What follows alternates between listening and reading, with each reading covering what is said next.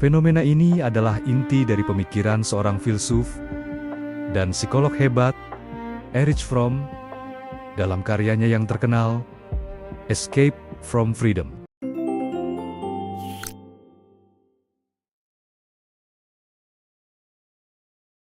Pernahkah kamu merasa terjebak dalam sebuah dilema aneh? Di satu sisi, kamu ingin sekali bebas.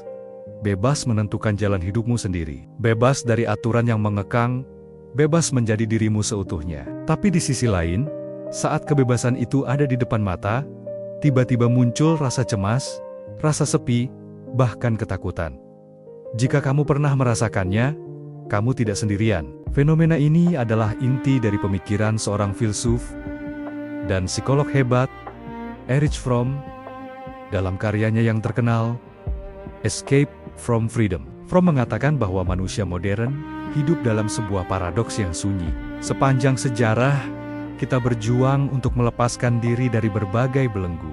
Dulu, hidup kita ditentukan oleh alam, oleh suku, oleh tradisi, oleh gereja, atau oleh kerajaan. Kita adalah bagian dari sebuah struktur besar yang memberi kita rasa aman dan identitas. Petani tahu perannya, bangsawan tahu posisinya. Semuanya jelas. Lalu, datanglah era pencerahan, revolusi industri, dan ide-ide tentang kebebasan individu. Manusia mulai tercerabut dari akar-akar tradisionalnya. Kita menjadi individu yang merdeka. Secara teori, ini adalah kemenangan besar. Kita akhirnya bebas.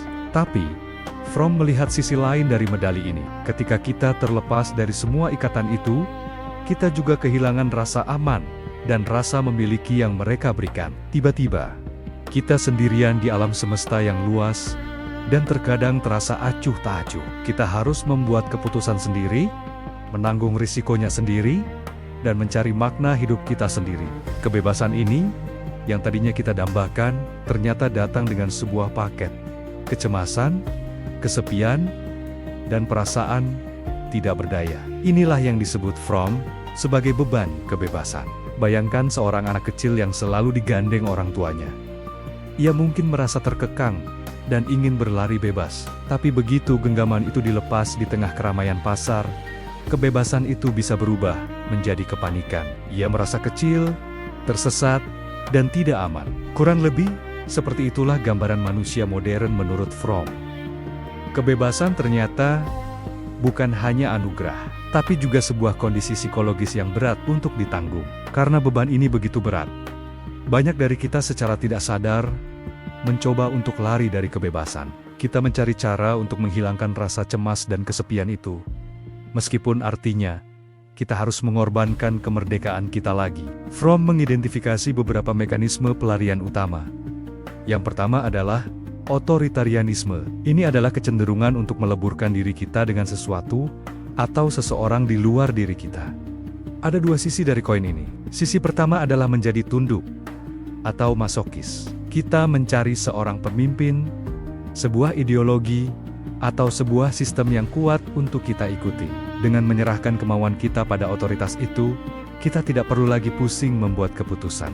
Kita merasa menjadi bagian dari sesuatu yang lebih besar dan lebih kuat dari diri kita sendiri. Kita merasa aman lagi. Pikirkan tentang orang-orang yang secara buta mengikuti seorang pemimpin politik karismatik atau terjebak dalam sebuah kultus. Mereka menukar kebebasan berpikir mereka dengan rasa aman semu. Sisi lainnya adalah menjadi penguasa atau sadis. Di sini, kita mencoba mengatasi perasaan tidak berdaya dengan cara mengendalikan dan mendominasi orang lain. Dengan membuat orang lain bergantung pada kita, kita merasa kuat dan penting. Keduanya, baik yang tunduk maupun yang menguasai soma-soma, melarikan diri dari kerapuhan diri mereka sendiri. Mereka tidak sanggup berdiri di atas kaki sendiri. Mekanisme pelarian kedua adalah konformitas destruktif. Ini mungkin yang paling umum di masyarakat kita. Daripada tunduk pada satu otoritas, kita memilih untuk melebur dalam keramaian. Kita menjadi persis seperti orang lain. Kita mengikuti tren fashion terbaru, mendengarkan musik yang sedang populer, punya opini yang aman, dan diterima banyak orang. Slogannya adalah, jangan aneh-aneh, jadilah seperti yang lain. Dengan begitu, kita tidak pernah merasa sendirian. Jika semua orang melakukan hal yang sama, pasti itu benar kan? Kita merasa aman, di dalam kelompok. Masalahnya, kata Fromm, ketika kita melakukan ini, kita berhenti menjadi individu yang otentik, diri kita yang sejati, dengan pikiran, perasaan, dan keinginan unik kita perlahan-lahan terkikis. Kita menjadi robot sosial yang mengulangi apa yang dikatakan orang lain tanpa benar-benar merasakannya. Kita kehilangan diri kita sendiri demi diterima oleh keramaian. Kebebasan kita untuk menjadi unik ditukar dengan keamanan menjadi sama. Lalu, mekanisme ketiga adalah penghancuran atau destruktivitas. Ini adalah jalan yang lebih gelap. Ketika dunia terasa terlalu mengancam dan membuat kita merasa tidak berdaya, beberapa orang bereaksi dengan keinginan untuk menghancurkannya. Jika aku tidak bisa menjadi bagian dari dunia, maka aku akan menghancurkannya. Ini adalah pelarian yang lahir dari keputusasaan total, sebuah usaha untuk menegaskan keberadaan diri dengan cara merusak, baik merusak orang lain, benda, atau bahkan diri sendiri. Ini adalah respons dari jiwa yang merasa terisolasi dan impoten secara ekstrem. Melihat semua mekanisme pelarian ini, mungkin terdengar suram. Apakah kita ditakdirkan untuk memilih antara kebebasan yang cemas atau keamanan dalam belenggu?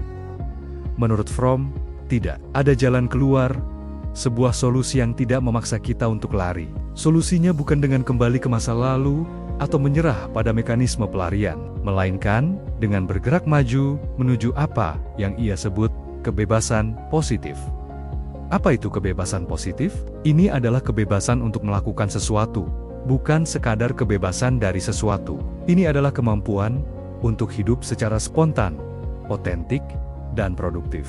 Kunci untuk mencapai kebebasan positif ini, menurut Fromm, terletak pada dua hal: cinta dan kerja. Tapi, ini bukan cinta dan kerja dalam artian biasa.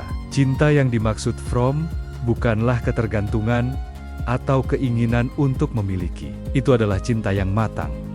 Cinta yang didasarkan pada kepedulian, tanggung jawab, rasa hormat, dan pengetahuan terhadap orang lain, sambil tetap mempertahankan individualitas kita sendiri. Dalam cinta sejati, kita bersatu dengan orang lain tanpa harus kehilangan diri kita. Kita bisa berbagi hidup, tapi tetap berdiri sebagai dua individu yang utuh. Hubungan seperti ini mengatasi kesepian tanpa harus mengorbankan kemerdekaan. Kita tidak lagi merasa sendiri di alam semesta, karena kita terhubung dengan orang lain melalui ikatan cinta yang tulus. Lalu, yang kedua adalah kerja yang produktif. Ini bukan sekadar bekerja untuk mencari uang. Kerja produktif adalah aktivitas di mana kita menuangkan energi kreatif kita untuk menghasilkan sesuatu yang bermakna. Bisa dalam bentuk seni, ilmu pengetahuan, kerajinan tangan, atau bahkan cara kita membesarkan anak dan merawat taman. Ketika kita berkarya, kita membentuk dunia di sekitar kita. Dan pada saat yang sama, kita juga membentuk diri kita sendiri. Kita merasa berdaya, bukan karena menguasai orang lain, tapi karena kita mampu menciptakan sesuatu. Karya kita menjadi cerminan dari diri kita yang aktif dan berdaya. Melalui kerja produktif, kita mengubah perasaan tidak berdaya menjadi perasaan kompeten dan bermakna. Jadi, jalan keluar dari dilema kebebasan, menurut Erich Fromm, adalah dengan berani menghadapi kebebasan itu sendiri. Alih-alih lari, kita justru merangkulnya. Kita mengambil tanggung jawab penuh atas hidup kita. Kita belajar untuk mencintai orang lain secara sadar tanpa kehilangan jati diri. Dan kita menyalurkan energi kita ke dalam pekerjaan yang kreatif dan bermakna. Ketika seseorang berhasil mencapai kebebasan positif ini, ia tidak lagi merasa terisolasi. Ia terhubung dengan dunia melalui cinta dan kerja. Ia menjadi dirinya sendiri seutuhnya, spontan, dan kreatif. Kebebasan tidak lagi menjadi beban yang menakutkan, melainkan menjadi ruang untuk tumbuh dan merealisasikan potensi kemanusiaan kita sepenuhnya. Tentu saja, ini adalah sebuah perjalanan seumur hidup. Tidak ada jalan pintas. Masyarakat modern, dengan tekanannya pada konformitas dan konsumsi, seringkali tidak mendukung perjalanan ini. Tapi, kesadaran akan dilema ini adalah langkah pertama yang sangat penting.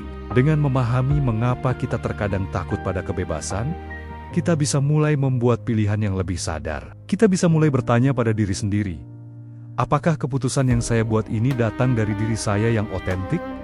Atau dari rasa takut dan keinginan untuk diterima?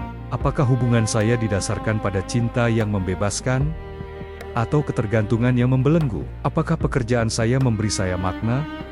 Atau hanya cara untuk melarikan diri dari kehampaan? Pemikiran Erich Fromm ini tetap sangat relevan hingga hari ini, mungkin bahkan lebih relevan lagi di era media sosial, di mana tekanan untuk konformitas begitu besar. Ia mengajak kita untuk melakukan sebuah revolusi sunyi di dalam diri kita sendiri. Revolusi untuk berani menjadi bebas. Bebas untuk mencintai. Bebas untuk berkarya, dan bebas untuk menjadi manusia seutuhnya. Terima kasih sudah menyimak sampai akhir. Semoga pembahasan ini bisa memberikan perspektif baru bagi kita semua dalam menavigasi kehidupan. Jika kamu suka konten seperti ini, jangan lupa untuk like, komen, dan subscribe agar kita bisa terus belajar bersama. Sampai jumpa di video berikutnya.